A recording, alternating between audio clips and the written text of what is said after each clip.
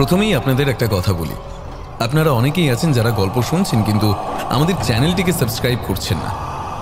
আমাদের পাশে থাকুন এবং আরও ভালো ভালো গল্প শুনতে এখনই সাবস্ক্রাইব করুন আমাদের ইউটিউব চ্যানেল স্কেয়ার অ্যালার্ট।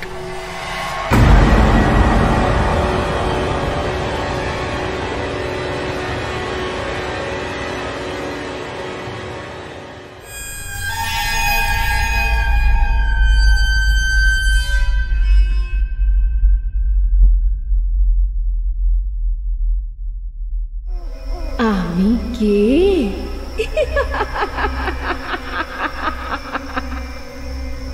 আর সেই হাসির সাথেই পরিবর্তন হতে লাগলো ঝুমুরের সারা শরীর। বাঁধা চুলটা খুলে গেল, উস্কো খুস্কো হয়ে ছড়িয়ে পড়ল, আর চুলগুলো মুহূর্তেই সাদা হয়ে গেল। আর তারপর ধীরে ধীরে সুন্দর সেই রূপ বার্ধক্যের আকার নিতে লাগলো। শরীরের চামড়াগুলো কুঁচকে গেল, আর সুন্দরী ঝুমুর হয়ে গেল এক বৃদ্ধা নারী। তবে চোখগুলো শুধু একই থেকে গেল। বড় গোল গোল কালো দুটো চোখ তখন যেন আরো ভয়ঙ্কর হয়ে উঠেছে। দাঁতগুলো বেরিয়ে এসেছে বাইরে, পরমে দৃষ্টি যেন ঝাপসা হয়ে আসছে। প্রচন্ড যন্ত্রণায় ছটফট করতে করতে সে বলল, কে তুমি? বলো কে? কেন কেন আমাদেরকে এখানে এনেছো? হ্যাঁ, উত্তর দাও, কেন এনেছো আমাদেরকে এখানে? ঝুমুর রূপী সেই বৃদ্ধা নারী বলল, তোরা যার খোঁজে এসেছিস সেই খোঁজ আমি তোদের দিতে পারবো, এই কথাটায় তো কোনো মিথ্যে নেই। তবে বাচ্চাদের তো তোরা নিয়ে যেতে পারবি না, কারণ ওদের আমরা নিয়ে যাব। ওদের ঠিক যেখানে যাওয়া উচিত সেখানেই পৌঁছে দেব ওদের।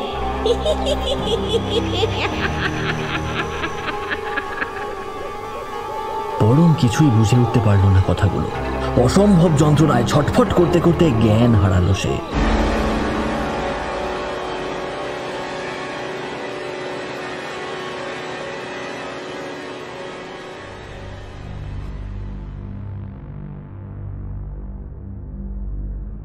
Welcome to our channel. আপনি শুনছেন স্কেয়ার অ্যালার্ট অরিজিনালস। আজ আমি এসেছি শুধুমাত্র আপনাদের ভয় দেখাতে। কি বিশ্বাস হচ্ছে না তো? গায়ে শিহরণ জাগানো একটি ভয়ঙ্কর গল্প শোনার জন্য তৈরি থাকুন। আজ আপনাদের জন্য রয়েছে সুমেলি কাঞ্জিলাল মুখার্জির কলমে ডাইনিদের রাত। শুনতে থাকুন আজকের গল্প।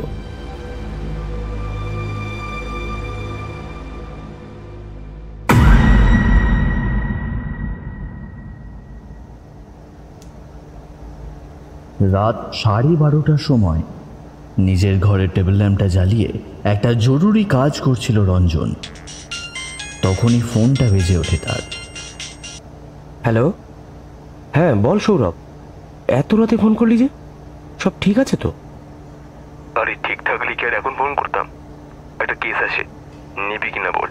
খুব আর্জেন্ট, হয়তো অনেকগুলো প্রাণ বাঁচাতে পারবো আমরা। আচ্ছা বল, কি কেস?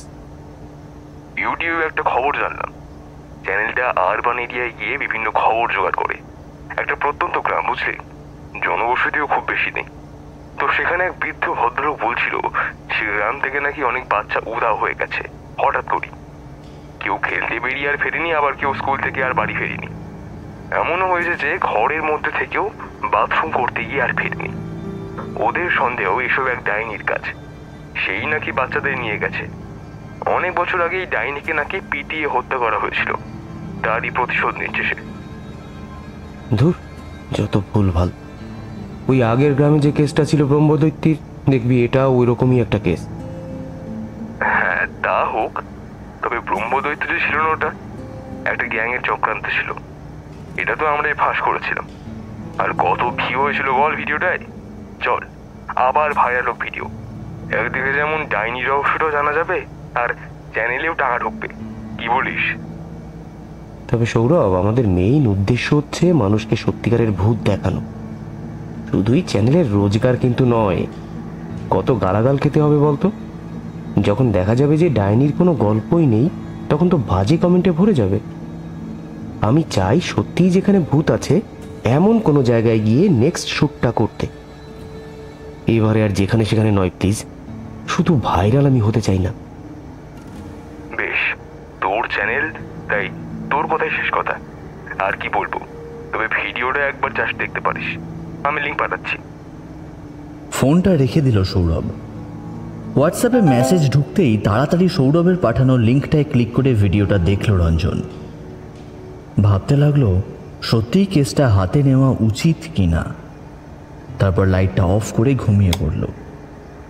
হঠাৎই ভোরের দিকে একটা ভয়ঙ্কর স্বপ্ন দেখে ঘুমটা ভেঙে গেল তার। এসি চলছে তা সত্ত্বেও ঘামতে লাগলো সে, গলা যেন শুকিয়ে এসেছে। তাড়াতাড়ি পাশে টেবিলে রাখা জলের বোতল থেকে গ্লাসে জল ঢালতে লাগলো সে। তার হাত যেন কাঁপছে। জলটা খেয়েই বিছানা ছেড়ে উঠে পায়চারি করতে লাগলো। আবার বিছানায় গিয়ে ঘুমানোর চেষ্টা করলেও ঘুম কিছুতেই আসলো না তার। অলৌকিক বিষয়গুলোতে একেবারেই ভয় পায় না সে, তবে এবার যেন ভয় হতে লাগলো তার। মনে হলো হয়তো অবিশ্বাস করছে বলেই এমন স্বপ্ন দেখেছে সে।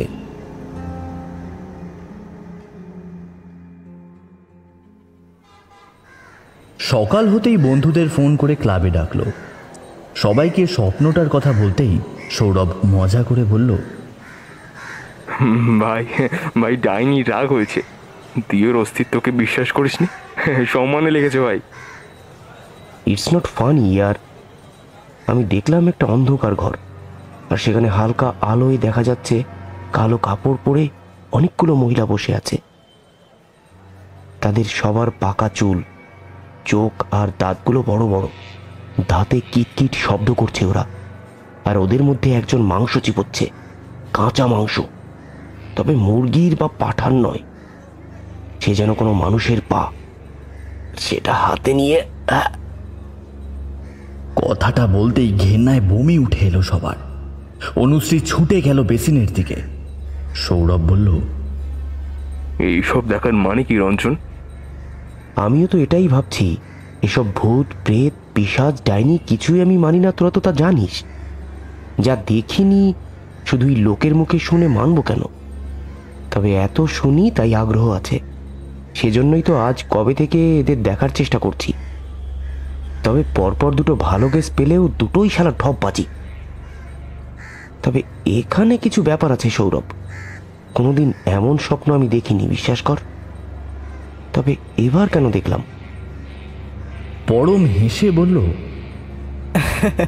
আরে সৌরভকে ডাইনির কেসটা রিজেক্ট করার পর তুই নিশ্চয়ই ভেবেছিস এই নিয়ে, তাই স্বপ্নে এসব দেখলি। দেখ, যা আমরা বেশি ভাবি সেটাই তো স্বপ্ন হয়ে আসে, তাই না? হুম, না পরম, ব্যাপারটা একেবারেই তা নয়। আমি তো কতবার এসব নিয়ে ভেবেছি, কই এমন স্বপ্ন তো কখনো দেখিনি।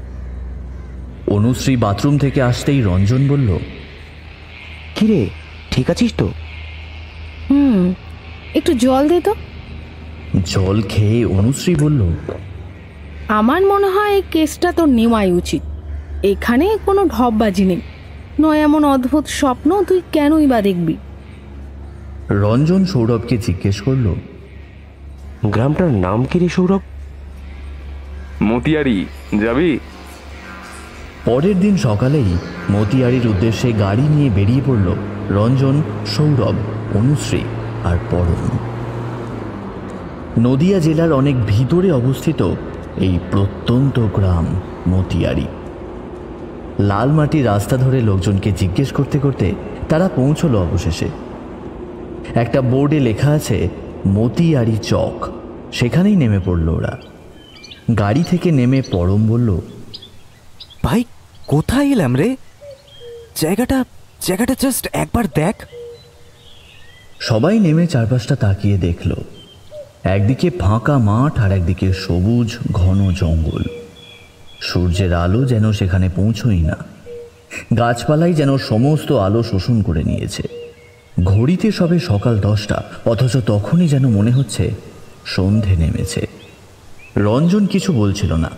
অনুশ্রী রঞ্জনকে বলল, কিরে, কোথা থেকে শুরু করবি এবার বল? ডাইনির খোঁজ পাবো কি করে? আরে ইউটিউবে যে বুড়ো লোকটাকে দেখেছিলাম ওনাকেই খুঁজতে হবে। দাঁড়া একবার আমি দেখি ভিডিওটা। এখন এই গ্রাম জঙ্গলের মধ্যে সেই বুড়োকে কোথায় খুঁজবো রে? হয় নাকি এভাবে? সৌরভ মোবাইলটা চেক করতে করতে বিরক্ত হয়ে বলল, ধুর, নেটওয়ার্ক নেই। পরম, তুই আরো হাস, এমনিতেও আর খোঁজার কোনো উপায় থাকলো না। ওই জঙ্গলের দিকটায় যাবি, ওদিকে হয়তো কিছু থাকতে পারে। এসেই কি মরার ইচ্ছে হয়েছে তোর? আরে আগে এখানকার কোনো লোককে ডেকে জিজ্ঞাসা কর সবটা। এমন সময় এক বৃদ্ধ ওদের দিকে এগিয়ে এসে বলল, কে জিজ্ঞাসা আছে তোমাদের? কে তোমরা? পরম বৃদ্ধকে দেখে একটু ঘাবড়ে গেল। বৃদ্ধর পরনে ময়লা ধুতি আর একটা পাঞ্জাবি, হাতে লাঠি, হাত পা একেবারেই জীর্ণ, চামড়া যেন কাঠ হয়ে গেছে। পরম কিছুই বলল না, নির্বাক রইল। সৌরভ বৃদ্ধের সামনে এসে বলল, দাদু, আমরা শহরে থাকি, একটা ভিডিও দেখে কিছু জানতে পেরে এখানে এসেছি। একটু বলবেন এই গ্রামে ওই বাচ্চা হারানোর ঘটনাটা কতটা সত্যি? বৃদ্ধর মুখে যেন এক অদ্ভুত ভয় ফুটে উঠল। এড়িয়ে চলে যেতে চাইলে রঞ্জন বৃদ্ধের হাত ধরে বলল, কি হয়েছে দাদু? আপনি কিছু না বলে চলে যাচ্ছেন যে? আমি এসব কিছু বলতে পারবো না বাবা। আমায় ক্ষমা করো, আমায় তোমরা ক্ষমা করো। কিন্তু কেন দাদু? আপনি কি চান না বাচ্চারা তাদের মা বাবার কোলে আবার ফিরে আসুক? আমি এই নিয়ে একটা শব্দ বলতে পারছি না মামুনি। আমায় দয়া করে বাধ্য করবে না তোমরা। আমার ঘরে ছোট নাতি আছে, ওর যে আমি ছাড়া কেউ নেই। আমার কিছু হয়ে গেলে ওর কি হবে ভাবলেই আমার সারা শরীর হিম হয়ে যায়। রঞ্জন একটু আশ্চর্য হয়ে জিজ্ঞেস করল, আপনার কিছু হবে বলতে কি বলতে চাইছেন আপনি? আচ্ছা বেশ, আপনাকে কিছু বলতে হবে না, তবে ওই ভিডিওটায় যে দাদু কথা বলছিল তাকে দয়া করে একটু ডেকে দিন। বৃদ্ধ কিছুক্ষণ চুপ করে মাথা নিচু করে দাঁড়িয়ে রইল। তারপর বলল, সে যে আর নেই বাবা। গত পরশু এই গ্রামের নদীর পাড়ে তার হাত খাওয়া দেহ পাওয়া গেছে। দয়া করে আর কিছু জিজ্ঞেস করবে না তোমরা। আমি বলতে পারবো না। কিন্তু দাদু, কিভাবে এই অবস্থা হয়েছে ওনার, এটা তো বলবেন। আমি যদি বলি আমারও একই অবস্থা হবে। আশা করছি এবার বুঝছো কেন বলছি না। বৃদ্ধ তাড়াতাড়ি পা চালিয়ে সেখান থেকে চলে গেল। Highly suspicious. উনি কি তবে বলতে চাইছেন ওই ডাইনি? ভিডিওটা 4 দিন আগে আপলোড করা হয়েছে। ডেইলি ব্লগ যখন, তার মানে রিসেন্টলি তোলা হয়েছিল। আর এরই মধ্যে রঞ্জন, একটা ইম্পর্টেন্ট কথা, মোবাইলে নেটওয়ার্ক এসেছে, তো আমি ওই ভিডিওটাই খুঁজছিলাম, তবে নিয়েই দেখছি মনে হয় ডিলিট হয়ে গেছে। হোয়াট? কিন্তু কেন? ভাই তোরা এসব গবেষণা পরে করবি, আগে ভাব এই ফাঁকা শুনশান গ্রামে আমরা থাকবো কোথায়? কথাটা শেষ হতেই ওরা একটা শব্দ পেল। ভালো করে বোঝার চেষ্টা করছিল সবাই শব্দটা কিসের। এই তো মনে হচ্ছে যেন কেউ নুপুর পরে হাঁটছে, তবে কাউকে তো দেখতে পাচ্ছি না। আচ্ছা, হবে হয়তো কেউ। শোন না, গাড়িতে উঠে খাবারগুলো খেয়ে নিই চল, খুব খিদে পেয়েছে ভাই। সবাই গাড়িতে উঠে বসল। ব্যাগে রাখা বিস্কিট, কেক, চিপস যা আছে সবাই ভাগ করে খাচ্ছিল। হঠাৎই পরম মজা করে বলে উঠল, ধর আমরা খাচ্ছি আর সেই ডাইনিটা চলে আসে। অনুশ্রী যেন একটু ভয় পেল। কি বলছিস এসব? তাছাড়া এই দিনের বেলায় সে কি করে আসবে বলতো? আসতেই পারে, এখানে আর কি দিন কি রাত, দেখছিস তো সূর্যেরই কোনো আলো পড়ছে না। গভীর ঘন গাছগুলো পুরো ছায়াই ঠেকে দিচ্ছে যেন গ্রামটাকে। তাই এই অন্ধকার গ্রামে দিনের বেলাতেও তেনারা মানে বলা যায় না তো কিছুই। কথাটা বলতে বলতেই আবার সেই নুপুরের শব্দ পেল ওরা। রঞ্জন কিছু বলতেই যাচ্ছিল, ওদের গাড়ির জানলার কাছে ঠক ঠক করলো কেউ। চমকে তাকিয়ে দেখল সবাই। এক যুবতী নারী তাদের সামনে দাঁড়িয়ে, পরনে কেবল শাড়ি, ব্লাউজ নেই। অসম্ভব সুন্দরী সে, গায়ের রং যেন দুধে আলতা, চোখগুলো পটল চেরা ও মায়াবী।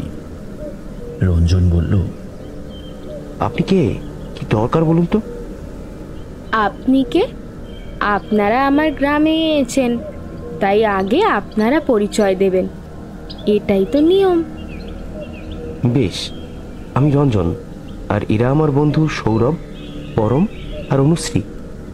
তা আপনারা এখানে কি কাজে এসেছেন বাবুরা? খুব জরুরি কাজে। তবে তোমাকে বলে কি কিছু লাভ হবে? তা বলে দেখেনি না একবার? বলা যায় না, আমি তো আপনাদের সাহায্য করতেও পারি হয়তো। তোমাদের এই গ্রামে অনেক বাচ্চাদের নাকি পাওয়া যাচ্ছে না, কোনো ডাইনি নাকি ওদের নিয়ে আটকে রেখেছে। যুবতী হেসে উঠল একবার, তারপর বলল, ডাইনি যদি নিয়ে গিয়েই থাকে তবে আর আটকে রাখবে কেন? সে তো গিলে খাবে গো। কথাটা শুনেই ভয় পেয়ে গেল সবাই, আর তা বুঝতে পেরে আবারও হাসতে লাগলো সেই যুবতী। তারপর বলল,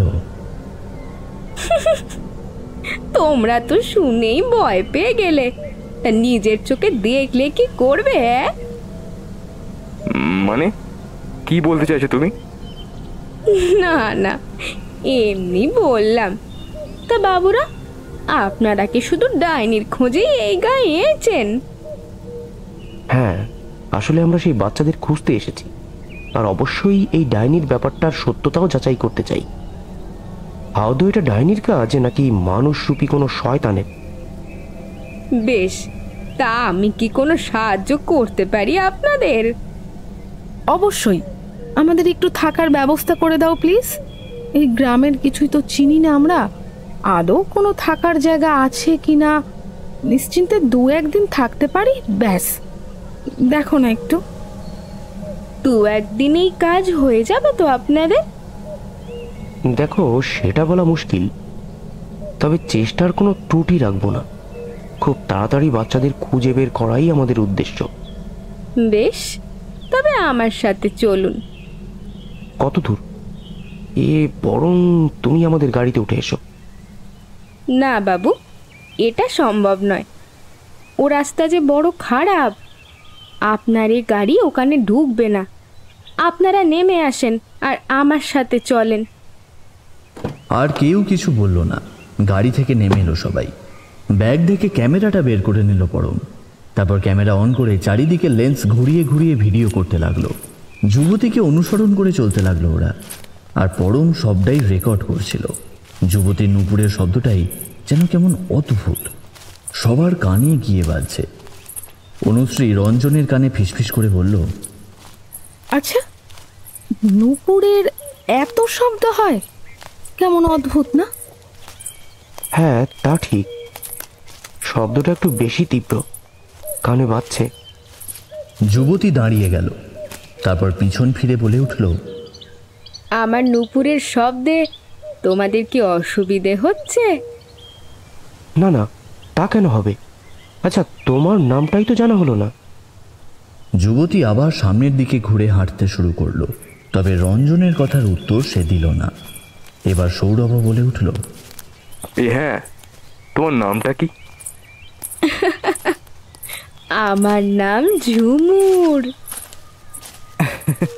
ওই জন্য তোমার ঝুমুরটা এত বাজছে নাকি গো? যুবতী একটু গম্ভীর হয়ে বলল, ওটা নুপুর। আর আপনাদের কাছে বোধহয় এমন নুপুরের শব্দ বড় অদ্ভুত, তাই না? আরে না না, সেরকম কিছুই না। আসলে পরম একটু সবকিছু দিয়ে মজা করে বেশি। তুমি এসবে কান দিও না। যেখানে নিয়ে যাচ্ছ নিয়ে চলো। পরম হেসে উঠলে রঞ্জন তাকে আস্তে করে বলল, কি দরকার ভাই, রাগাচ্ছিস কেন? বলা তো যায় না, এই মেয়েটা অনেক কাজে লাগতে পারে আমাদের। ঝুমুর একটা সরু রাস্তার দিকে এবার বাঁক নিল, যার চারপাশে কেবল ঘন জঙ্গল। রঞ্জন একটু ভয়ে ভয়ে এবার জিজ্ঞেস করল, আচ্ছা, এই ঘন জঙ্গলে কোথায় থাকার জায়গা আছে ঝুমুর? মানে এখানেও লোক থাকে? ভয় লাগে না? ঝুমুর খুব জোরে হেসে উঠল, তারপর বলল,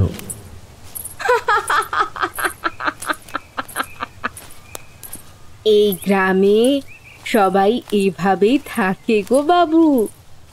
অবশ্য তোমাদের শহুরে মানুষদের কাছে আশ্চর্যেরই বটে।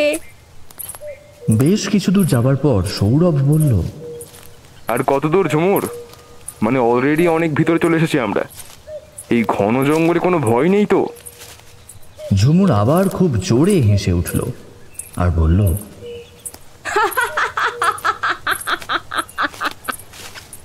তোমরা মনে মনে ভয় পাচ্ছ বাবুরা, তাই না? অবশ্য তোমাদের জায়গায় আমি হলে আমিও ভয় পেতাম বটে। অজানা জায়গা, অজানা মানুষ। তবে এইটুকু জেনে রাখো, আমার সাথে যখন যাচ্ছ তখন ভয়কে সাথে নিয়েই তো যাচ্ছ। এরপর আর ভয় পাওয়াই বৃথা। কথাটা সবারই কেমন একটা লাগলো। পরম বলে উঠল, ভয়কে সাথে নিয়ে যাচ্ছি মানে? এই যে আমি গো, আমার সাথে এতটা পথ বিশ্বাস করে যাচ্ছ, এ কি ভয়ের ব্যাপার নয়? এবার ছবি তোলা বন্ধ করো তো বাবু। আমি সুন্দরী বলে এই সারাক্ষণ ছবি তুলো না। রঞ্জন পরমকে বলল, ক্যামেরায় অপ্রয়োজনে কিছু তুলিস না ভাই। আসলে ও শুধুই তোমার ভিডিও করছে না ঝুমুর, আমাদের ইউটিউব চ্যানেল আছে একটা, সেখানে ভিডিও পোস্ট করব, তাই ক্যামেরা অন রেখেছে আর কি। যাই হোক, আর কত দূর? অনেকটা পথ তো এলাম। আসার পথে কোনো বাড়িঘর, মানুষ কিছুই তো দেখলাম না গো। আছে গো আছে, আমার বাড়ি তো আছে। আর তোমাদের কটা বাড়ি চাই বলো তো? একটা বাড়ি হলেই তো যথেষ্ট। কথাটা বলেই ঝুমুর সামনের দিকে আঙুল দেখিয়ে বলল, ওই যে আমার বাড়ি। সবাই আশ্চর্য হয়ে সেই বাড়ির দিকে তাকিয়ে রইল, ঠিক যেন একটা মাটির কুঁড়ে ঘর যার অত্যন্ত জীর্ণ দশা হয়েছে। পরম ভালো করে ক্যামেরায় ক্যাপচার করছিল সবটা। সবাই ঝুমুরকে অনুসরণ করে সেই ঘরের দিকে এগিয়ে চলল। ঘরের সামনে গিয়ে ঝুমুর বলল, তোমাদের হয়তো একটু অসুবিধে হবে এখানে থাকতে, তবে এছাড়া তো আর কোনো জায়গাও নেই যে তোমাদের সেখানে নিয়ে যাব। আচ্ছা, এখানে আশেপাশে কেউ থাকে না? আমি যেখানে থাকি সেখানে কি আর কেউ থাকতে পারে? আর সবাই যেখানে থাকে, ঝুমুর তো সেখানে থাকে না। কথাটা শুনে সবাই যেন শিউরে উঠল, তবে কেউ কিছুই বলল না। আর সবাই ঝুমুরের ঘরের ভেতরে প্রবেশ করলো এবার। আর ঘরে ঢুকতেই যা দেখলো তাতে একে অপরের দিকে তাকিয়ে রইল সবাই। ঘরের চারপাশে শুধুই মুরগি আর পায়রার পালক ছড়ানো রয়েছে, আর আর কেমন একটা বিশ্রী আষ্টে গন্ধ, ঠিক যেন কাঁচা মাংসের। ঝুমুর সবাইকে বলল, ঘরটা আজকে পরিষ্কার করা হয়নি, আমি করে দিচ্ছি। তোমরা হাত পা মুখ ধুয়ে নাও। ওই যে বাইরে কুয়োতলা আছে, আর তার পাশেই বাথরুম। অনুশ্রীর সেই আষ্টে গন্ধে এবার যেন বমি উঠে এলো। ছুটে গেল সে বাইরে। বমি না হলেও কাশতে লাগলো সে। রঞ্জন এসে ওকে জল দিল। এই নে, জলটা খা অনু। ও মাই গড, আমি এখানে থাকতে পারবো না রঞ্জন, কিছুতেই না। কিন্তু অনু, আমরা যাব কোথায়? দেখলি তো, কোনো জনবসতি পেলাম না, একটা মানুষ পেলাম না যার সাহায্য নিতে পারি। তবুও তো এই মেয়েটাকে পেয়েছি বলে। এই মেয়েটাকেই আমার সুবিধার লাগছে না রঞ্জন। জঙ্গলের কত গভীরে নিয়ে এসছে আমাদের বলতো। ও সাহায্য ছাড়া কোথাও যেতেও পারবো না আমরা, এমনকি পথ চিনে বাড়িও ফিরতে পারবো না। মানে রিস্কটা বুঝতে পারছিস তো? যদিও ভালো হয় তো ঠিক আছে, নয় আমরা যে কি বিপদে পড়তে পারি ভাবলেই গায়ে কাঁটা দিচ্ছে। রঞ্জন চুপ করে গেল। কারণ এর উত্তরে ওর সত্যিই কিছু বলার ছিল না, আর এমন আশঙ্কাও যে ওর হচ্ছে না তাও নয়। মনে মনে ওরও সন্দেহ জেগেছে, তবে সেই বিষয়ে ও কিছুই বলল না, পাছে অনুশ্রীর চিন্তা আরো বেড়ে যায়। ঝুমুর সারা ঘর ঝাড়ু দিয়ে পরিষ্কার করছিল। সবাই ততক্ষণে বাইরের কুয়োতলার সামনে কলের জলে হাত পা মুখ ধুচ্ছিল, আর পরম বাথরুমে গিয়েছিল। হঠাৎই বাথরুম থেকে একটা চিৎকার শোনা গেল। সবাই তাড়াতাড়ি বাথরুমের দিকে এগিয়ে যাচ্ছিল। পরম ছুটে বেরিয়ে এলো বাথরুম থেকে, আর হাঁপাতে হাঁপাতে বলল, there is something wrong guys, বাথরুমে কিছু আছে। আমি যেই কল খুলেছি আমার গায়ে একটা ঠান্ডা হাওয়া বয়ে গেল। পেছন ফিরতেই দেখি একটা কালো ছায়া। ও মাই গড, আমার তো বলতে গায়ে কাটা দিচ্ছে। ভাই, কিছু একটা আছে ওখানে। সবাই প্রচন্ড ভয় পেয়ে গেল কথাগুলো শুনে। সৌরভ বলল, কি করব আমরা রঞ্জন? এই বাড়িতে কি থাকা উচিত আমাদের? আমার তো ঠিক লাগছে না। আমরা যাবো বা কোথায়? ঝুমুরকে বিশ্বাস করা ছাড়া আর কোনো উপায় তো নেই। ও শিট, তার মানে এখানে থাকলে আমাকে আবার ওই বাথরুমে যেতে হবে। ও মাই গড, ইম্পসিবল। আমি পারবো না ভাই, আমায় ক্ষমা কর। না না না না না না, আমার দ্বারা হবে না ভাই, আমায় ক্ষমা কর প্লিজ। ওদের কথার মাঝে ঝুমুর হঠাৎই ওদের সামনে এসে দাঁড়ালো। তোমরা এত কি কথা বলছো গো বাবুরা? চলো, ঘরের ভিতরে চলো। এ জায়গা কিন্তু মোটেই সুবিধের নয়। দেখছো তো, আশেপাশে কেউ থাকে না। তোমরা শহরের মানুষ, কেউ সুযোগ পেলেই ঝাঁপিয়ে পড়বে। সেটাই তো আমরা অবাক হচ্ছি, তোমার মতো একজন সুন্দরী মেয়ে এখানে থেকে কি করে? আচ্ছা, তুমি কি একাই থাকো? আমার আশেপাশে অনেক বন্ধু আছে, একা তো আমি নই। তবে এই বাড়িতে আমি একাই থাকি, একাই ঘুমোই। ভাবলেই ভয় হচ্ছে। সত্যি আমাদের কাছে খুবই আশ্চর্যের। আচ্ছা বেশ, এবার তবে ঘরে চলো। দুপুর হয়ে আসছে যে, খাবে তো তোমরা? বলি, জলখাবার কিছু খেয়েছো নাকি খালি মুখেই এখনো আছো? হ্যাঁ, আমরা ঘর থেকেই খাবার এনেছিলাম, গাড়িতে বসেই। আচ্ছা, তাহলে দুপুরের খাবারটা আমি জোগাড় করি। তোমাকে শুধু শুধু ঝামেলা দিলাম। এই এতজনের রান্না করতে বসবে এখন? ঝুমুর হেসে উঠল, তারপর বলল, রান্না কে করবে গো? তোমাদের তো পেটটা ভরালেই হলো, সেই ব্যবস্থাই করতে চললুম। তোমরা যাও, ঘরে গিয়ে বসো। কথাটা অদ্ভুত মনে হলেও কেউ কিছু বলল না। আর সবাই ঘরে বসে কিছুক্ষণ গল্প করছিল। ঝুমুর ঠিক সময় সকলের জন্য থালাবাটি সাজিয়ে ঘরে খাবার নিয়ে এলো, আর সেই খাবারের দিকে তাকিয়ে সবার চক্ষু চড়ক গাছ। থালায় একটা ছাল ছাড়ানো আস্ত মুরগি রাখা, আর তার সাথে এক বাটি রক্ত। সবারই গা গলিয়ে উঠল, কেউ যেন আর কিছু বলতেই পারছিল না। ঝুমুর বলল, নাও, এবার কে নাও দেখি। সবার চোখ মুখ থমথমে হয়ে গেছে, শুধুই ঘামছে তারা। রঞ্জন কাঁপা কাঁপা গলায় বলল, এ তুমি কি নিয়ে এলে ঝুমুর? এবার কেউ খায় নাকি? একেনে তো এই খেতে হবে গো তোমাদের। আমার বাড়িতে এর থেকে বেশি যে কিছু পাবে না। এবার খাও। পরম আর অনুশ্রী দুজনেই ছুটে বাইরে গেল। রঞ্জন আর সৌরভ দুজনেই চেয়ার থেকে উঠে দাঁড়ালো। ঝুমুর বলল, কি হয়েছে বলো তো? তোমরা এমন করছো কেন? খাবার তো যেন ইচ্ছেই নেই মনে হচ্ছে তোমাদের। আরে এতগুলো মুরগির ছাল ছাড়িয়ে পায়রা কেটে ওদের রক্ত নিংড়ে আনলাম, আর এই কষ্টের কোনো দাম নেই গো। এবার রঞ্জন আর সৌরভেরও বমি উঠে এলো, ওরাও বাইরে বেরিয়ে গেল। বাইরে এসে ঝুমুর দেখলো প্রায় চারজনেই বমি করছে। এক বোতল জল নিয়ে ওদের কাছে গিয়ে বলল, নাও, এই জলটা খেয়ে নাও, তারপর খাবারটা খেয়ে নেবে চলো। পরম গম্ভীর কণ্ঠে বলল, আমরা ওসব খাই না, ইনফ্যাক্ট কোনো মানুষই খায় না। আমরা তো আর পিশাচ নই। কে বললো তোমাদের? শুধু পিশাচি এসব খায়? আমরাও তো খাই। তুমি আসলে কে বলো তো? কেন আমাদের এই জঙ্গলে নিয়ে এলে আর এখন এসব ভুলভাল জিনিস খেতে দিচ্ছ? আমরা তো কিছুই বুঝতে পারছি না কি হচ্ছে এসব। বোঝার কি দরকার বাবু? তোমরা এসেছো বাচ্চাদের খোঁজে, আর আমি তোমাদের সেখানে নিয়ে যাব। আর কি চাই? তুমি জানো ওরা কোথায় আছে? জানি বই কি। জানবে একমাত্র আমি তোমাদের সেই ডাইনির খোঁজ দিতে পারি।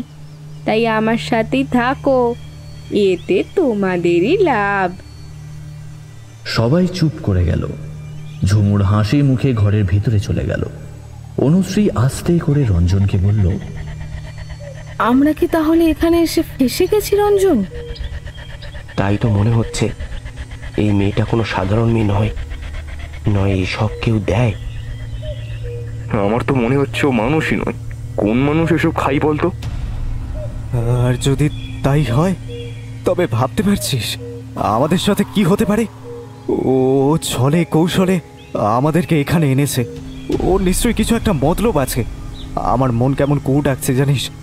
একটা ভালো কাজ করতে এসে আমরা নিজেরাই না গল্প হয়ে যাই। এখান থেকে পালানোরও তো কোনো উপায় দেখছি না। আমি ভাবছি কিছু একটা, একটু সময় দে। তবে ও যে বললো ও জানে বাচ্চারা কোথায়, এই ব্যাপারটাই তো আটকে দিচ্ছে। কারণ সত্যি যদি ও জানে। বিকেল অবধি না খেয়ে সেই কুঁড়ে ঘরের বাইরে ঘুরে ফিরে কাটিয়ে দিল রঞ্জনরা। ব্যাগে যা খাবার ছিল সব শেষ। বিকেলের দিকে পরম বলল, ভাই বড্ড খিদে পাচ্ছে জানিস তো। এখন তো আলো আছে, একটু ঘুরে দেখে আসি যদি কোথাও কোনো খাবারের দোকান পাই। চল, আমিও যাব। আচ্ছা, চারজনেই যাই। এমনিতেও এখানে থাকা আমাদের আর ঠিক নয় বোধ হয়। চল, খুঁজতে খুঁজতে কোথাও তো পৌঁছাবো। তবে এই মেয়েটার এখানে থাকলে আমাদের বিপদ অনিবার্য। তবে ও যে বললো ডাইনির খোঁজ দেবে আমাদের, ওই জন্যই তো কোথাও যাবার কথা এতক্ষণ বলিনি। হ্যাঁ, ও বলেছে ঠিকই, তবে ওর কথায় আমার বিশ্বাস হচ্ছে না। অনেক ভেবেই বলছি এখান থেকে চল সবাই। এই বলে চারজনে চুপি চুপি বেরিয়ে পড়ল। জঙ্গলের রাস্তা ধরে হাঁটতে হাঁটতেই সন্ধে নেমে এলো। সবারই নির্জন পরিবেশে গা ছমছম করতে লাগলো। অনুশ্রী হঠাৎই বলল, তোরা পায়ের নুপুরের শব্দ শুনতে পাচ্ছিস? আমার যেন মনে হচ্ছে আমাদের পিছনেই ও আসছে। তবে কেউ কিন্তু তাকাবি না। সৌরভ পিছনে না তাকিয়ে আর চোখে দেখে বলল, হ্যাঁ রে, মেয়েটা আসছে তো। এবার কি হবে রঞ্জন?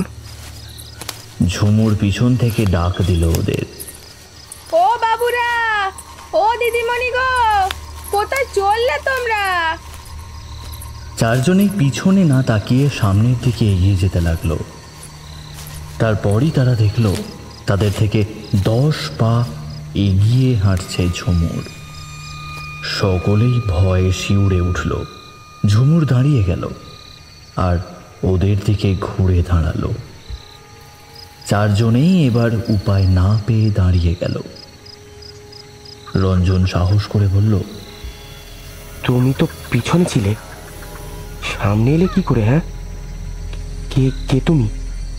কি তোমার রহস্য? ঝুমুর হাসতে লাগলো।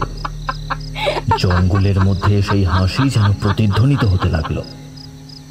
সৌরভ ভয়ে ভয়ে বলল, দেখো, তুমি যেই হও না কেন, এইভাবে আমাদের বিরক্ত করো না।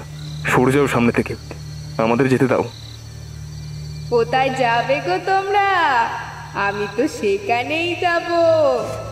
যেখানে যাবে আমাকেই পাবে। এই, ওই অট্ট হাসির কারণ কি? তুমি কি আমাদের ভয় পাওয়াচ্ছ? আমরা তোমায় ভয় পাই না কিন্তু। শুনলে তুমি? এবার সরে যাও, সরে যাও বলছি। ঝুমুর এবার গম্ভীর গলায় বলল, বাচ্চাদেরকে বাঁচাতে এসেছিস না তোরা? ডাইনির কাছ থেকে ওদের বাঁচাবি বললি? কি মন বদলে গেল? বিপদ বুঝে পালিয়ে যাচ্ছিস? জেনে রাখ, এখান থেকে আমার সাহায্য ছাড়া কেউ পালাতে পারবি না। তোরা কিছুতেই পালাতে পারবি না।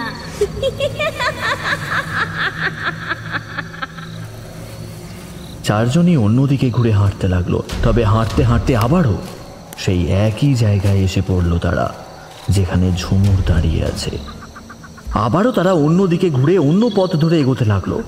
তবে যতই এগিয়ে যাক না কেন, ঘুরে ফিরে সেই একই পথে এসে পড়ল তারা।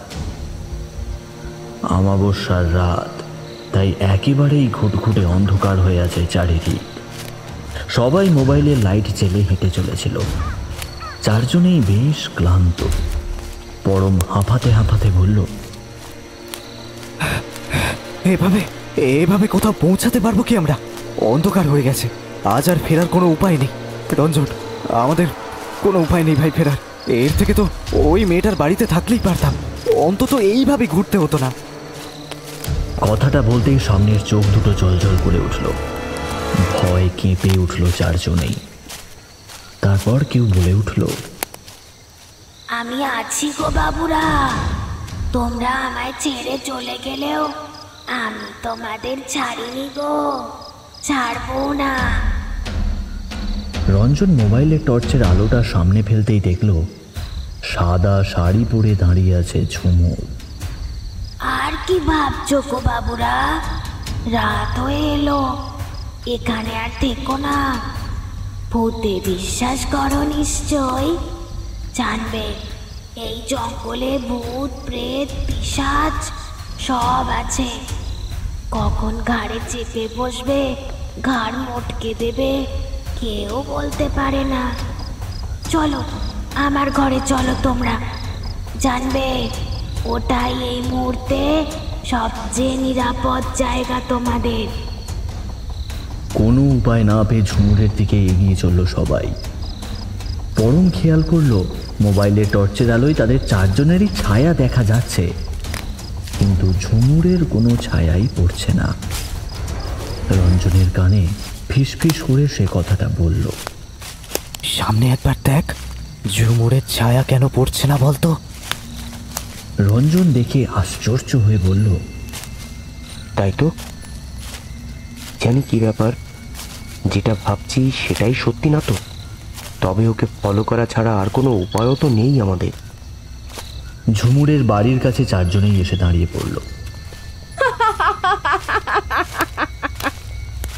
এখনো এত কি ভাবছো গো তোমরা? চলো ভিতরে চলো। সবাই ভয়ে ভয়ে ভেতরে ঢুকলো। একটা আলো সেখানে জ্বলছিল না। একটাও আলো না জ্বালিয়ে থাকো কি করে তুমি?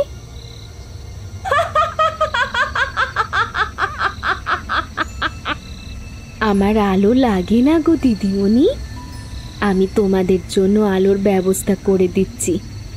ওই দেখো হ্যারিকেন রাখা আছে, ওতে তেলও আছে, তবে দেশলাই নেই।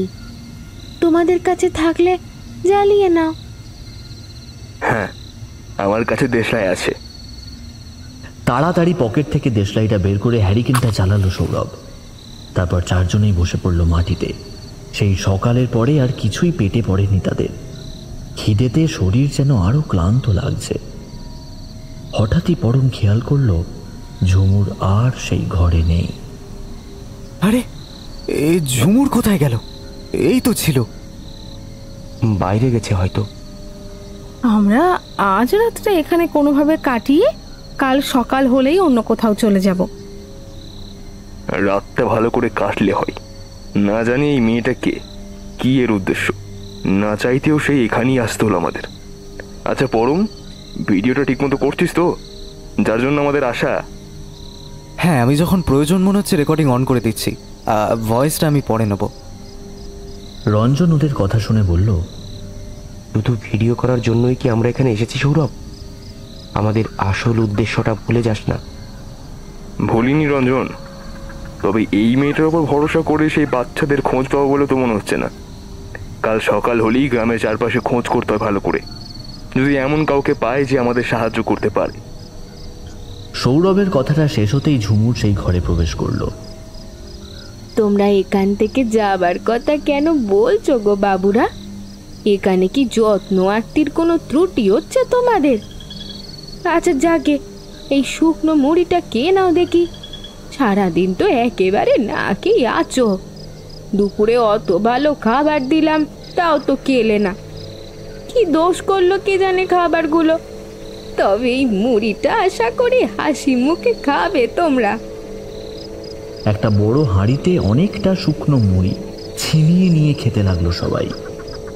তুমি আমাদের বাঁচালে ঝুমুর, না খেয়ে আর শরীর চলছিল না।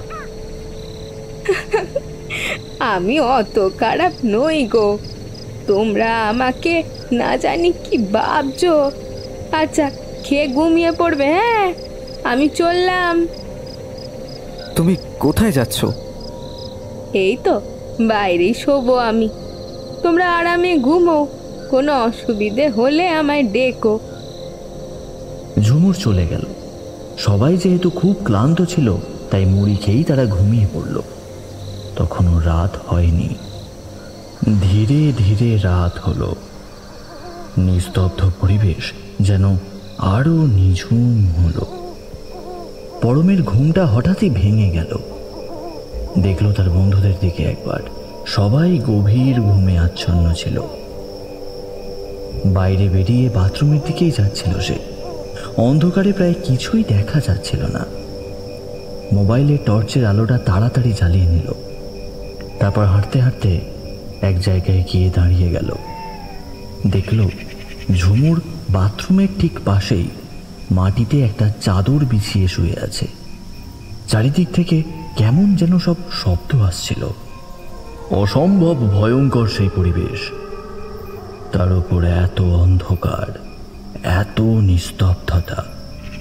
আশ্চর্য হয়ে ভাবল পরম, ঝুমুর এখানে শুয়ে আছে কি করে? তারপর আবার বাথরুমের দিকে এগিয়ে গেল সে। সকালের ঘটনাটা তার মনে এমনিতেই ভীতি তৈরি করেছিল। তারপর এই রাতে অন্ধকারে বাথরুমে যেতে কিছুতেই যেন সাহস হচ্ছিল না। তবে উপায়ও নেই। ভয়ে ভয়ে সে একটা পা বাড়ালো প্রথমে। মোবাইলের টর্চ চলছিল যদিও। এবার আর একটা পা বাড়িয়ে যেই বাথরুম করতে যাবে, কে যেন ডাকলো তাকে।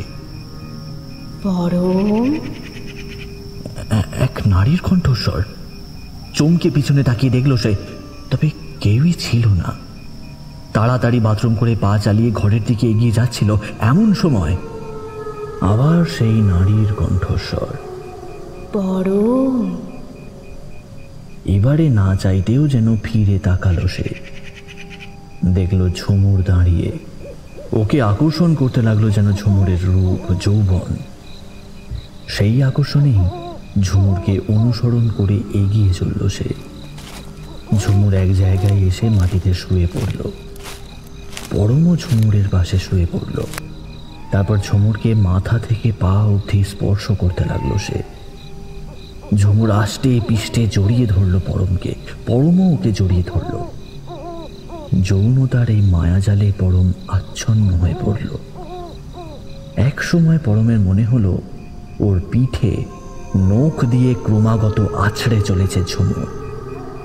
তখনই যেন হুঁশ ফিরল। দেখলো ও ঝুমুরের শরীরের ওপর ঝাঁপিয়ে পড়েছে। তাড়াতাড়ি নিজেকে সরাতে চাইল, তবে পারল না। ঝুমুর শক্ত করে যেন বেঁধে রেখেছিল ওকে। তবুও সেই বাঁধন ছাড়াবার আপ্রাণ চেষ্টা করতে লাগলো, তবে আবারও ব্যর্থ হলো। চিৎকার করে বলে উঠল, ছাড়ো ছাড়ো ঝুমুর, ছাড়ো। তুমি কি করছো? ছাড়ো ঝুমুর, লাগছে। ছাড়ো আমাকে, ছাড়ো।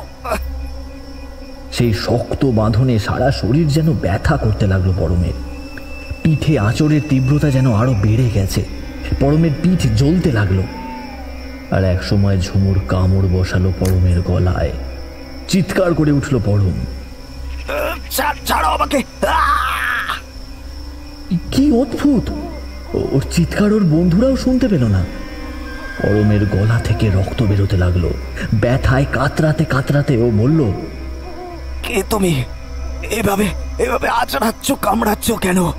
মানুষ নও, এটুকু আমি নিশ্চিত। বলো বলো কে তুমি, বলো। ঝুমুর এবার শূন্যে ছুঁড়ে দিল পরমকে। পড়ে গিয়ে মাথা ফেটে রক্ত বেরোতে লাগলো পরমের। আর উঠতে পারল না ও। তখন ঝুমুর বলল, আমি কে?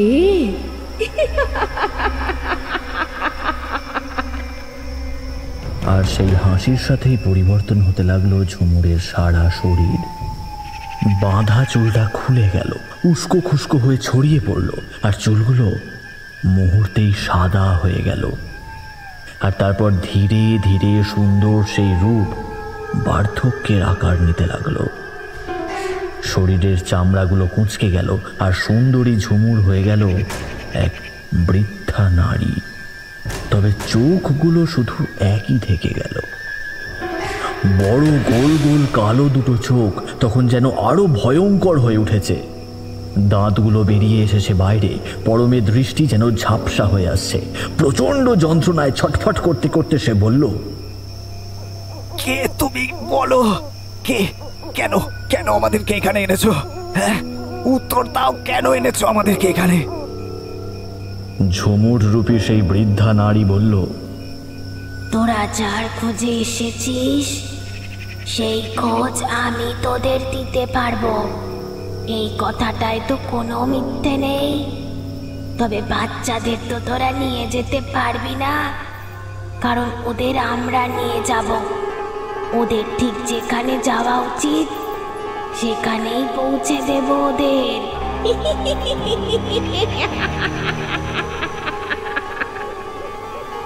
পরম কিছুই বুঝে উঠতে পারল না কথাগুলো। অসম্ভব যন্ত্রণায় ছটফট করতে করতে জ্ঞান হারালো সে। এদিকে তখনও অঘোরে ঘুমোচ্ছে রঞ্জন, সৌরভ আর অনুশ্রী। হঠাৎই তাদের সেই গভীর ঘুম ভাঙল কারো ডাকে। এক বৃদ্ধার কণ্ঠস্বরে কেঁপে উঠে বসল তারা। তোমরা কে গা? আমার ঘরে কি করছো? ঘুম চোখে প্রথমে কিছুক্ষণ তাকিয়ে রইল সবাই বৃদ্ধার দিকে। তারপর অনুশ্রী বলল, আপনি কে? আর এটা আপনার ঘর তো নয়, এটা তো ঝুমুরের ঘর। ঝুমুর আবার কে? এখানে এমন নামে তো কেউ থাকেনি। সবাই একে অপরের দিকে তাকিয়ে রইল। বৃদ্ধা তাদের সামনে এসে বলল, এটা তো আমার ঘর, সারাদিন ছিলাম না, একটু অন্যের খোঁজে গ্রামের হাটে গিয়েছিলাম। ওখানে দোকানে কিছু সাহায্য করে 2-4 পয়সা আয় হয়েছে যা, তাই দিয়ে এই ভাত ডাল একটু কিনে আনি। এবার ধরাবো ক্ষণে, দেখি। কেউ বুঝে উঠতে পারছিল না বৃদ্ধার কথায় কতটা সত্যতা আছে। রঞ্জন জিজ্ঞেস করলো বৃদ্ধাকে, এটা যদি আপনার বাড়ি হয় তবে ওই মেয়েটা কে ছিল? কোন মেয়ে? ঝুমুর, ওই নামই বলেছিল। সুন্দর দেখতে, বেশ, বয়সও খুব কমই হবে। আমাদের জঙ্গলের রাস্তা দিয়ে এই ঘরে নিয়ে এলো, বললো এখানেই একা থাকে ও। তোমাদের বোধহয় কেউ মায়া জালে বশ করছে, এমন কেউ এখানে থাকেনি। আর ওই জঙ্গলের রাস্তা দিয়ে কোনো মানুষই কখনো আসে না। কত জন্তু জানোয়ার আছে ওই জঙ্গলে, আর আছে না। থাক, তোমরা ভয় পাবা। বলুনই না, আমরাও শুনতে চাই এই জঙ্গলে আর কি আছে। ডাইনিদের অবাধ চলাফেরা ওখানে। আমি তো ভাবছি তাদের কবলে পড়নি তো তোমরা। শুনছিলাম রূপ পরিবর্তন করতে পারে। হতে পারে যে সুন্দরী মেয়ের কথা বলছো সেই হয়তো। না, আমি বলতে চাই না এই কথা, তবে যা বর্ণনা দিলাম এটার, আর জঙ্গলের রাস্তা দিয়ে এখানে নিয়ে এসেছে বললে, এগুলো শুনে তো এইটাই মনে হইতেছে। এই কথা শুনে সবাই ভয় কেঁপে উঠল। আপনি তাহলে কোন রাস্তা দিয়ে এলেন? আর কোন দিকে রাস্তা আছে এখানে? আমি তো ওই বাদিকে একটু গেলে একখানা গ্রাম আছে, ওইখানে যাই খাবারের খোঁজ, আবার ফিরেও আসি। যাক, গিয়ে আমি খাবারটা চাপাই, অনেক রাত হয়ে গেল, 9টা বেজে গেছে বুঝো। 9:30 বাজে বুড়িমা। তবে আপনি যেটা বললেন একটু ভালো করে বলবেন? এই রূপ পরিবর্তনের বিষয়টা কিছুই বুঝলাম না, আর ডাইনিদের বিষয়টাও যদি ভালো করে সবটা বলেন। বৃদ্ধা বলতে শুরু করবে এমন সময় সৌরভ বলল, দাঁড়াও বুড়িমা, ক্যামেরাটা অন করি। তখনই সবাই খেয়াল করলো পরম ঘরে নেই। ক্যামেরাটা পরমের ব্যাগ থেকে বের করে অন করলো সৌরভ। রঞ্জন বলল, কিন্তু পরম কোথায়? এতক্ষণ কথা বলছি আমরা, কই এলো না তো ও? পরে দেখছি, আগে এই বিষয়টাই আলোকপাত করা দরকার। শোনো বাসারা, আমি বাইরে বেরাই, উনুনখানা ধরাই, এমনিতেই অনেক রাত হয়ে গেছে। বাইরে বেরিয়ে উনুন ধরাতে ধরাতে বৃদ্ধা বলল, এই গ্রামে ডাইনিদের আরো আছে বলতে পারো। ওরা কত বাচ্চাদের নিয়ে চলে গেছে, কত জন্তু তাই ভয়ে গ্রাম ছেড়েই পলাই গেছে। চারপাশে একবার ভালো করে দেখে নিয়ে বৃদ্ধা বলল, তবে এইসব কথা এই এত রাতে বাইরে দাঁড়িয়ে বলাটা বোধহয় ঠিক হইতেছে না। তাও আবার তোমরা যা গল্প শোনালে সেই মেয়ের কথা।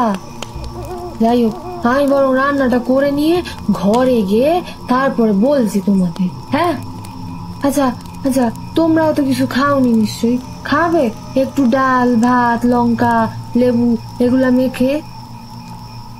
রান্না শেষ করে ঘরে এসে সবাইকে কলা পাতায় ভাত ডাল বেড়ে দিল বৃদ্ধা, পাতে লেবু লঙ্কাও দিল।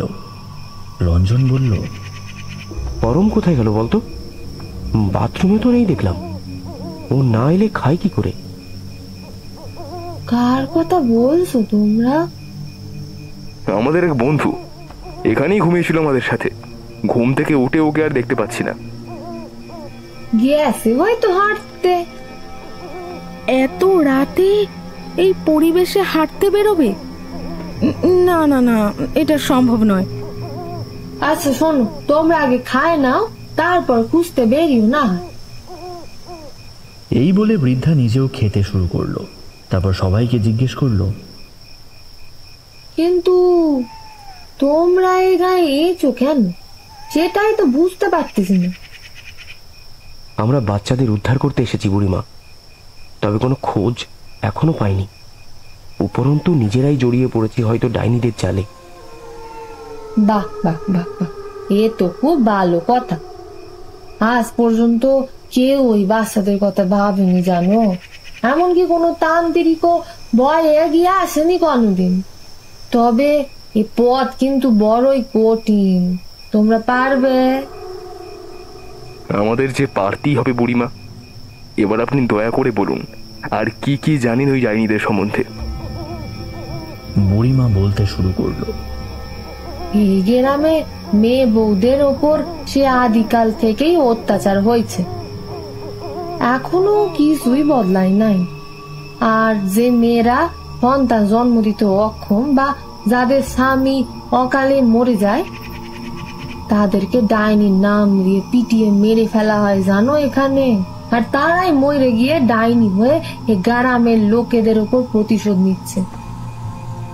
তাই বাচ্চাদের নিয়ে যায় ওরা, এটুকুই আমি জানি। তবে তোমরা যে মেয়েটার বর্ণনা দিলে, সে যদি সত্যি ডাইনি হয়, তবে তো তোমাদের আর রোকে নেই গো, কারণ ডাইনিদের দল তবে এতক্ষণে জেনেও গেছে যে তোমরা এখানে এসো। বুড়িমা, কোনো উপায় কি আপনি জানেন কিভাবে পৌঁছাবো ডাইনিদের কাছে? কিভাবে বাচ্চাদের উদ্ধার করব আমরা? উপায় উপায় তো অবশ্যই আছে। আমি যে গ্রামে গেছিলাম, ওখানেই একজন তান্ত্রিক আছে যিনি তোমাদের সাহায্য করতে পারবেন। তবে আমি শুধু এটুকুই জানি, ওই ডাইনিদের থেকে বাচ্চাদের উদ্ধার করতে হলে ওদেরকে একসাথে মারতে হবে। কিন্তু ওরা তো মরেই গেছে, ওদের আবার মারবো কি করে? ওই যে বললাম, তান্ত্রিকই তোমাদের সব বইলে দেবে। আর দেরি না করে যাও, সে তান্ত্রিকের কাছে যাও। এই বাম দিক দিয়ে কিছুটা গেলে গ্রামের শ্মশান ঘাট, ওইখানেই থাকেও। হ্যাঁ, এখনো এখনো আছে নিশ্চয়ই। আর তোমরা তো কিছুই খেলা না, একটু খেয়ে নাও, অন্ন নষ্ট করবা না কিন্তু। খেয়ে তারপরে যাও কেমন? অনেক ধন্যবাদ আপনাকে বুড়িমা। অনিচ্ছা সত্ত্বেও সবাই কোনো রকমে খেয়ে বেরিয়ে পড়ল সেই তান্ত্রিকের খোঁজে। কিছু দূর হাঁটতেই শ্মশান দেখা গেল। ধীরে ধীরে তারা এগিয়ে গেল শ্মশানের দিকে। গ্রামের শ্মশান, তাই শহরের মতো নয়, একেবারেই নিঝুম, বেশ গা ছমছমে পরিবেশ। একটা মরা পুড়ছিল তখন। অনুশ্রী ভয়ে ভয়ে বলল, আমার কিন্তু খুব ভয় লাগছে রঞ্জন, চারপাশটা দেখ একবার। হ্যাঁ, এখনো ভয় পাচ্ছিস? তবে আসল জায়গা তো এখনো যাইনি আমরা। তখন কি করবি? ফেস করতে পারবি তো ডাইনিদের? অনুশ্রী আর কিছু বলল না। শ্মশানের ভেতর কিছু দূর এগোতেই তারা দেখল একটা গাছের তলায় তান্ত্রিক বসে আছে। ওদের দেখেই সে বলল, ডাইনিগুলোর খোঁজে এসেছিস তোরা, তাই তো? তা পারবি ওদের কাছে যেতে? পারবি ওই বাচ্চাগুলোকে ফিরিয়ে আনতে? হ্যাঁ পারবো, আপনি শুধু বলুন কি করতে হবে আমাদের। ওরা এখনো বাচ্চাদের মানেনি, তাই এখনো সময় আছে ওদের ফিরিয়ে আনার। কাল আমাবস্যার রাত, বলতে পারিস ডাইনিদের রাত। কাল সব ডাইনিরা একসাথে মিলিত হবে। তারপর এরা একে একে সব বাচ্চাদের গিলে গিলে খাবে, আর এতে ওদের ক্ষমতা আরো বৃদ্ধি পাবে, আর চির যৌবনও ধরে রাখতে পারবে ওরা। যেই যৌবনতায় তোদের বশ করেছিল, রূপ পরিবর্তন করার ক্ষমতাও একইভাবে বৃদ্ধি পাবে তাদের। আপনি তো দেখছি সবই জানেন বাবা। আমি না জানলে আর কে জানবে রে? আমাকে তো জানতেই হবে। এবার শোন, কাল তাহলে রাত 12টার সময় পৌঁছে যাস ওদের আস্তানায়। কয়েকটা জিনিস দেব, সাথে রাখবি। সেইগুলো দিয়েই ওদের উপর আক্রমণ করতে হবে তোদের। তারপর আমি আছি, শেষটা পুরো সামলে নেব। বাচ্চারা তোদের হাত ধরেই ফিরবে, এই কথা দিলাম। আপনি যখন সবই জানেন, তবে এতদিন কিছু করেননি কেন? তোদের মতন কেউ আসেনি রে। আমি একা তো আর কিছুই করতে পারবো না। এইরকম একটা দল চেয়েছিলাম আমি, আজ পেয়ে গেলাম। এইবার ওই ডাইনিদের রাজত্ব শেষ। শোন, কাল সকালে আসিস, আমি জিনিসগুলো গুছিয়ে রাখবো। কিন্তু ওই ডাইনিদের আস্তানায় পৌঁছবো কি করে আমরা? তোদের নিজেদের খুঁজে নিতে হবে সেই আস্তানা। আমি স্পষ্ট দেখতে পাচ্ছি বন জঙ্গল পেরিয়ে সেই জায়গা। তবে কিভাবে যাবি সেখানে, সেটা তোদের ওপরেই ছাড়লাম। এ কি, আপনি না বললে আমরা জানবো কি করে সেটা কোথায়?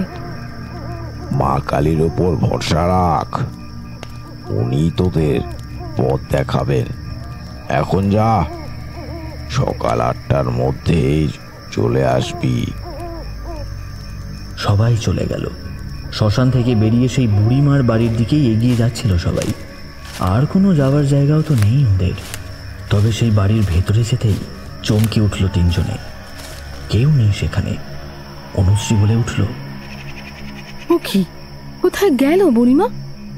আমরা যখন বেরোলাম উনি শুতে যাবেন বললেন। তবে বাড়ি থেকে বেরিয়ে এদিক ওদিক দেখতে লাগলো সবাই, তবে কোথাও সেই বুড়িমাকে আর দেখা গেল না। কি হচ্ছে বলতো? এই এত রাতে কোথায় গেলেন উনি? আচ্ছা, উনি মানুষই তো নাকি? আর পরমের কি হলো?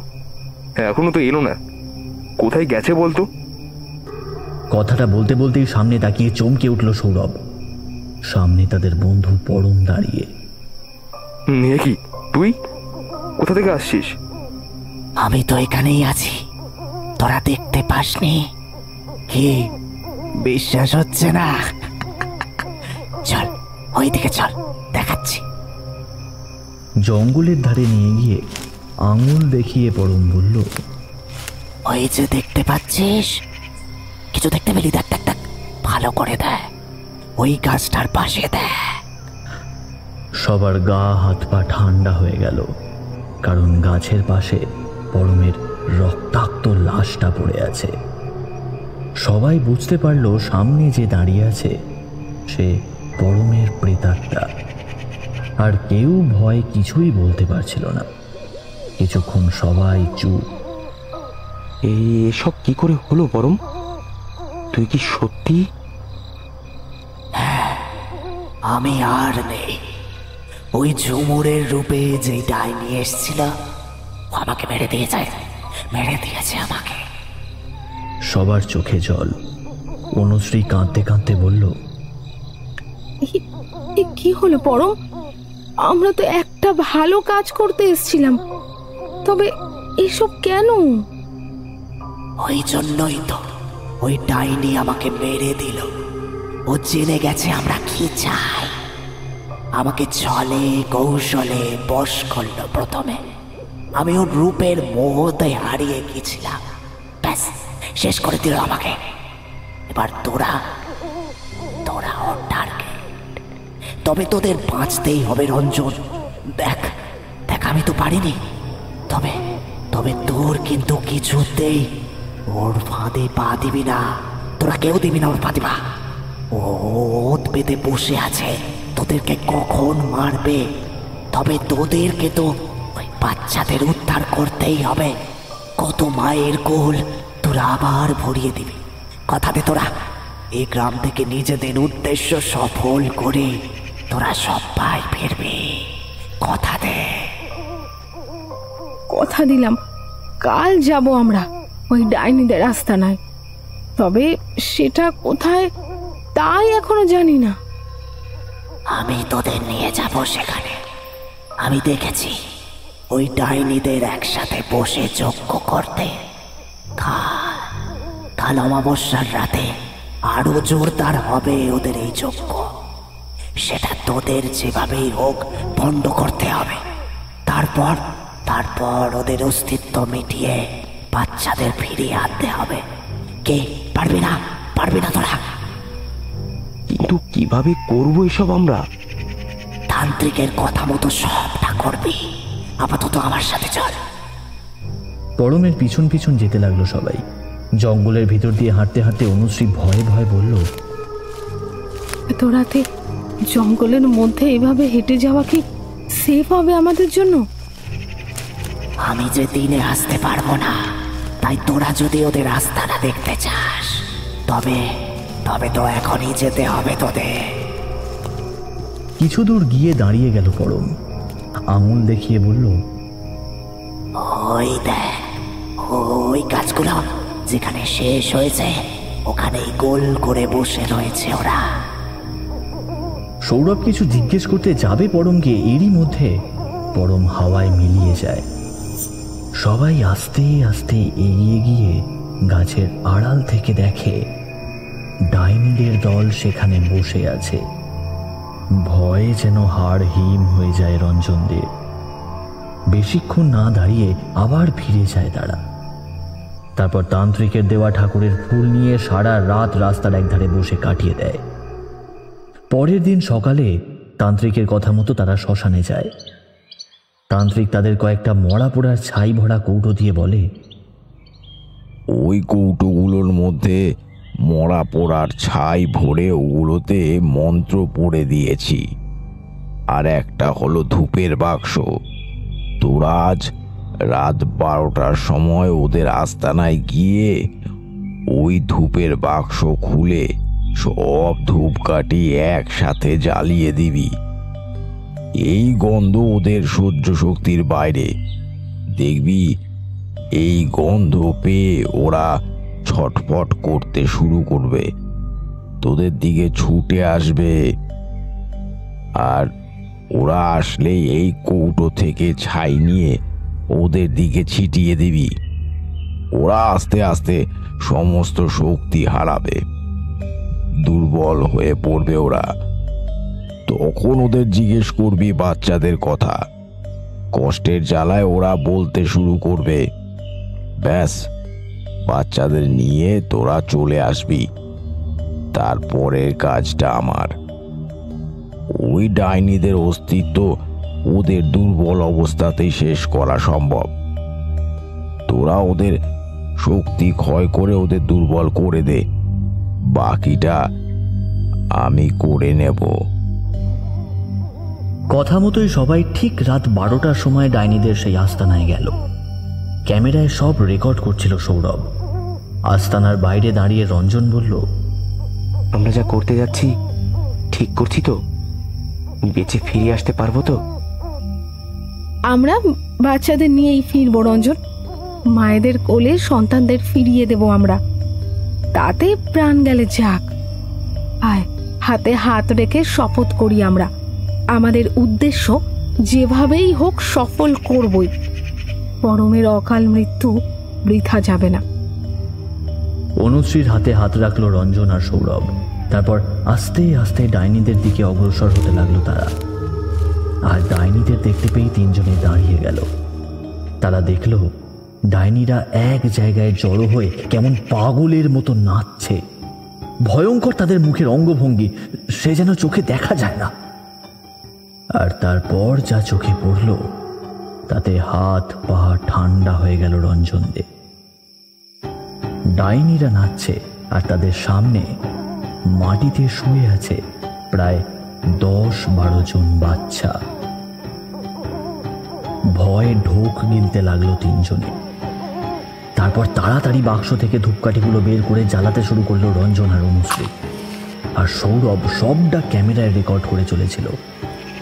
তান্ত্রিকের কথা মতোই সেই ধূপের তীব্র গন্ধ পেয়েই ছটফট করতে করতে হুঙ্কার দিতে দিতে তাদের দিকে এগিয়ে আসতে লাগলো ডাইনিরা। এক ডাইনি হুঙ্কার দিতে দিতে বলল, কে তোরা? কেন এসেছিস এখানে? কি চাস? আর এই তীব্র গন্ধ কিসের? সহ্য হচ্ছে না, হচ্ছে না আমাদের সহ্য। আর এক ডাইনি বলে উঠল, এ কি রে, এই ধূপ জ্বালিয়েছিস কি আমাদের শেষ করার জন্য? হ্যাঁ, নেবা এগুলো, নেবা বলছি। সঙ্গে সঙ্গে কৌটো থেকে মরা ছাইয়ের গুঁড়ো বের করে ডাইনিদের দিকে ছিটিয়ে দিল অনুশ্রী। আর সেই গুঁড়ো ডাইনিদের চোখে আর শরীরে পড়তেই চিৎকার করতে লাগলো ওরা। অসম্ভব কষ্ট হতে লাগলো ওদের। এক ডাইনি বলল, ওরে ওরে, কি করলি রে? এই যে আর সহ্য হচ্ছে না, সহ্য হচ্ছে না। ওরে ওরে, শেষ হয়ে গেলাম আমরা, শেষ হয়ে গেলাম। ডাইনিরা মাটিতে লুটিয়ে পড়ল। তারপর রঞ্জনরা সামনের দিকে এগিয়ে গেল যেখানে বাচ্চারা শুয়ে আছে। এক ডাইনি রঞ্জনের গলা টিপে ধরে বলল, ওই বাচ্চাদের দিকে ভুল করেও যাবি না, ওরা কিন্তু আমাদের শিকার। রঞ্জনের হাতেই ছাইয়ের কৌটো ছিল। ও তাড়াতাড়ি কৌটো থেকে ছাইয়ের গুঁড়ো ছিটিয়ে দিল সেই ডাইনির চোখে। ডাইনি চিৎকার করে উঠল আর রঞ্জনকে ছেড়ে দিল। রঞ্জন তাড়াতাড়ি উঠে আবার এগিয়ে যেতে লাগলো। এদিকে সৌরভ ক্যামেরায় রেকর্ড করতে করতে এগিয়ে যাচ্ছিল সামনের দিকে। হঠাৎই ওর ক্যামেরা ছিনিয়ে নিয়ে নিচে ফেলে দিল এক ডাইনি। এই ডাইনি আসলে ঝুমুরের রূপে বশ করেছিল ওদের।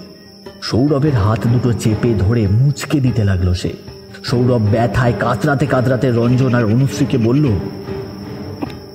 তোরা এগিয়ে যা, আমার কথা ভাবিস না, এগিয়ে চল রঞ্জন, অনু। ডাইনি হাসতে লাগলো। তারপর এক আঙুল দিয়ে শূন্যে তুলে দিল সৌরভকে। রঞ্জন ওর ছাইয়ের কৌটোটা ছুঁড়ে দিল সৌরভকে। তবে সৌরভের হাত প্রায় মুচকে গিয়েছিল, তাই ও হাত নাড়াতেও পারছিল না। ডাইনি সৌরভকে আবারও শূন্যে তুলে দিল। তারপর বলল, তোরা চলে যা, চলে যা এখান থেকে। যেই উদ্দেশ্য নিয়ে এসেছিস একদম ভুলে যা। যদি বাঁচতে চাস এখনই পালা। আর এক পাও এগোলে এই ছেলেটাকে আমি মাটিতে আছাড় মারবো বলে দিচ্ছি। না না, ঠিক আছে, ওকে ছেড়ে দাও, আমরা চলে যাচ্ছি। ডাইনি সৌরভকে ছেড়ে দিল। রঞ্জন আর অনুশ্রী সৌরভকে মাটি থেকে তুলল, তবে ও ততক্ষণে অর্ধেক জ্ঞান হারিয়েছে। অনুশ্রী বলল, সত্যি চলে যাবি রঞ্জন? এত কাছে এসেও ফিরে যাব আমরা? এমন সময় চারিদিক কেমন যেন ধোঁয়ায় ভরে গেল। সামনে তাকিয়ে ওরা দেখল সেই তান্ত্রিক আসছে, হাতে দুটো ধুনো জ্বালিয়ে। ডাইনিরা চিৎকার করে বলতে লাগলো,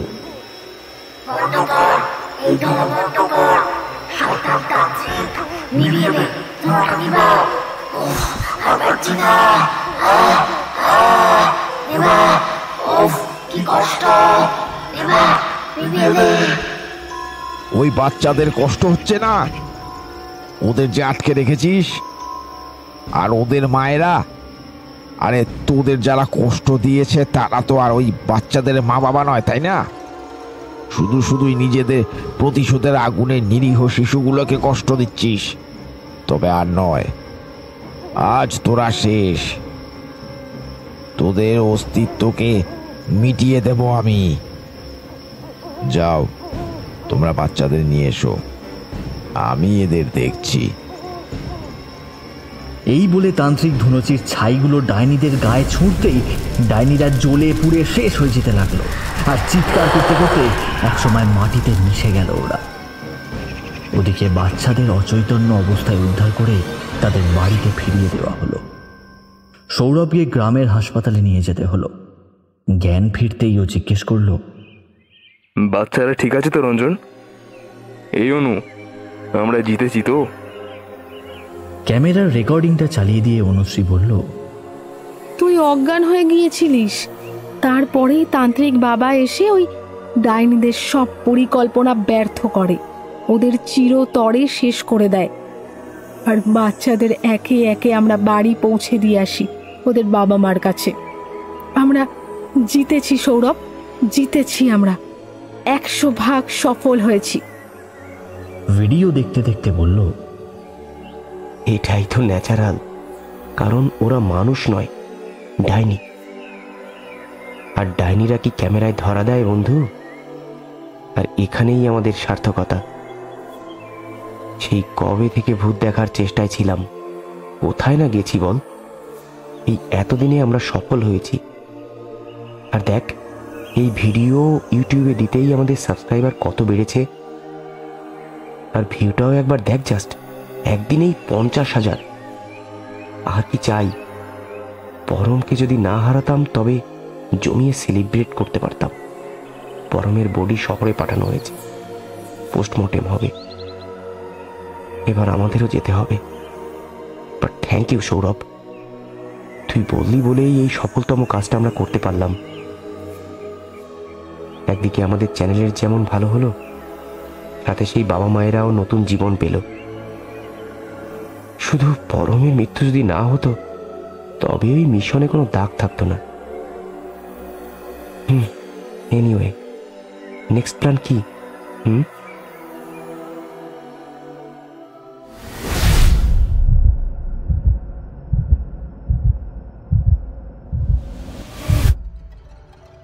আজকের গল্প এখানেই শেষ। সবাই ভালো থাকবেন। শুভরাত্রি।